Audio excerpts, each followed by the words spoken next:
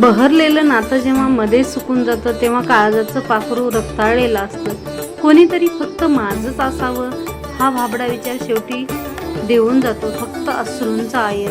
आणि तीच माणसं नंतर आपल्याला परक्यासारखी वाटतात. का आपणच नेहमी नात्यांचा हट्ट धरावा, आपणच प्रत्येक वेळी शब्दांचा पूल बांधावा.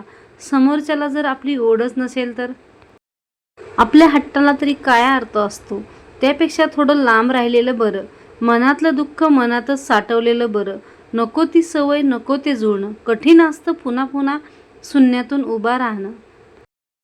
हॅलो नमस्कार, कसे आहात सगळेजण? सर्वांना सर्वप्रथम श्री स्वामी समर्थ आणि ओम नमः शिवाय. आजचा दिवस तुम्हाला खूप छान आनंदाचा व आरोग्यदायी जावो. तर नवीन वर्षातला हा दुसऱ्या दिवसाचा दिवस आहे.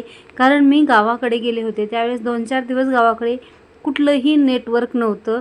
आणि नवीन वर्षाच्या दुसऱ्या दिवसाची पहिल्या दिवशी तर मी गावी आले आणि दुसऱ्या दिवसाची सुरुवात जी आहे ती आपल्या नात्यांना थोडंसं खुश ठेवून आणि सगळ्यांचा आशीर्वाद घेऊन म्हणजे सुरुवात करण्याची मी ठरवलेली आहे.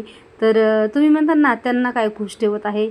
तर आई बाबा जाणार होते तीर्थयात्रेला, तर त्यांनासुद्धा वाट लावायला मी आले होते. म्हणजे ते देवदर्शनाला जाणार होते, तर ताईच्या घरी गेलो. ताईच्या घरी चहा पाणी वगैरे झाली, थोडंसं यांनी लोळले, म्हणजे थोडासा आराम केला आणि नंतर आम्ही आलेलो आहोत. स्वामींचं मंदिर जवळ होतं, तिथं आम्ही मंदिरात दर्शन घेण्यासाठी आलोत. म्हटलं चला योगायोगाने आपल्याला स्वामींचं मंदिरसुद्धा जवळच आहे, तर आपण दर्शन घेऊया.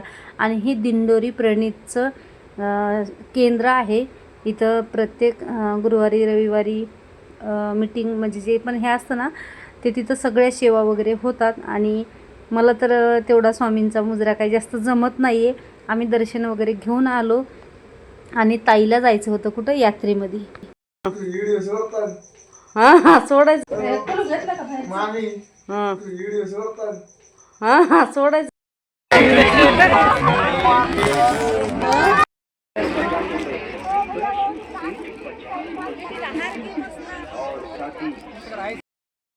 सिर्फ और सिर्फ 50 रुपए 50 रुपए 50 रुपए।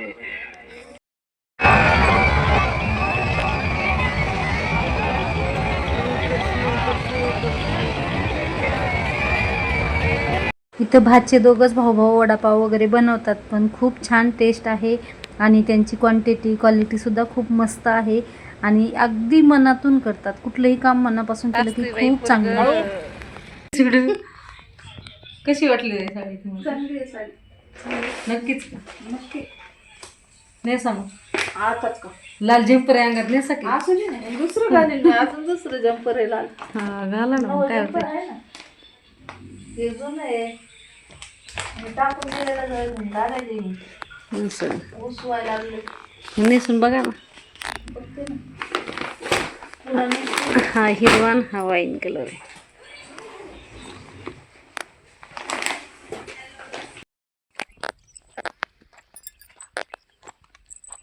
किती गवत झाले हो.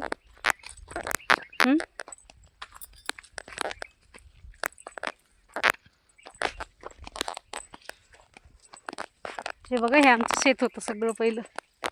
आता हे सगळं आम्ही विकलेलं आहे.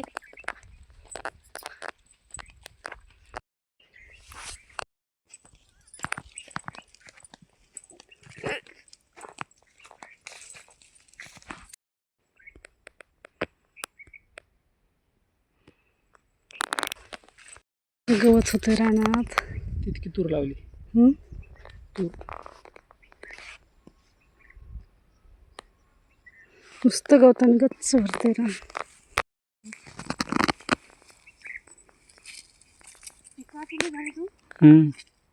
गवत तिकून नाही का जास्त बरं इकडं साडी लागायला सगळं ते.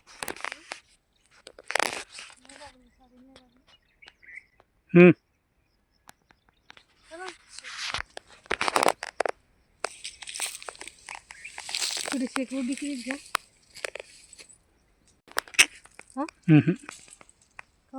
नाही काय सांगत चल. किती पाठ आहे तो? हां किती पाठ आहे ती? दोनच पाठ आहे.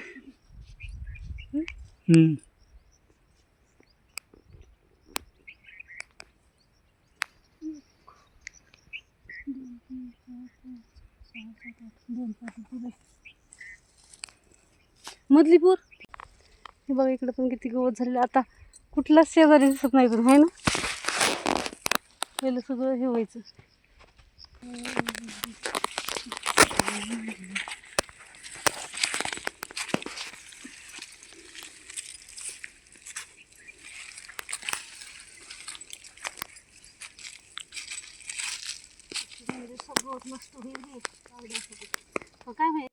शेतात झालेलं गवत बघून असं वाटत होतं सगळं जे गवत आहे ना ते पटपट उपटून टाकावं आणि थोडंसं म्हणजे आवत वगैरे हाणायला लावावं. पण आवत हाणायचा उल्हास ना आमच्या साहेबांना, आणि त्यातमध्ये आम्ही खूप कमी वेळेसाठी गेलेलो होतो.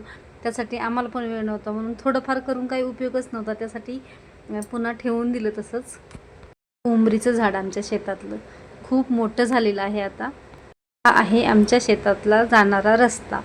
तर ह्या रस्त्यासाठीच मेन म्हणजे अडचण वाटत होती आम्हाला म्हणजे साहेबांनाच जास्त वाटली, आणि त्यांनीच हा सगळा कारभार जो आहे तो माघारी एकट्यानेच केलेला आहे. तर इथं आलेला आहोत आम्ही लगेच छोट्या नंदबाईच्या इथं. तर इथं आल्याच्यानंतर ह्यांनी लगेच स्वयंपाक वगैरे केला पटकन, कारण मला उपवास होता त्यासाठी. पटकन ह्यांनी स्वयंपाक बनवला, शिरा बनवला, मस्त वरण बनवलेलं आहे काळ्या मसाल्याचं, आणि वरण आणि भात, चपाती आणि शिरा. त्या म्हणत होत्या मी पुऱ्या करते, कारण भाचीनं सुद्धा सकाळीच पुऱ्या बनवल्या होत्या, त्यासाठी मी काही पुऱ्या वगैरे बनवून नाही दिल्या.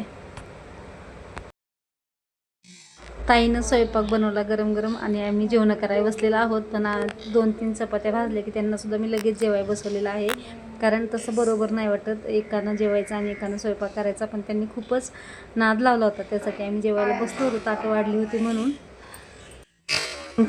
त्या जेवायच्या राहिल्यात म्हणून मी थोडंसं हळू जेवले, आणि त्यांच्यासोबतच मग जेवण आम्ही पूर्ण केलं. तर चला भेटते पुढच्या व्हिडिओमध्ये.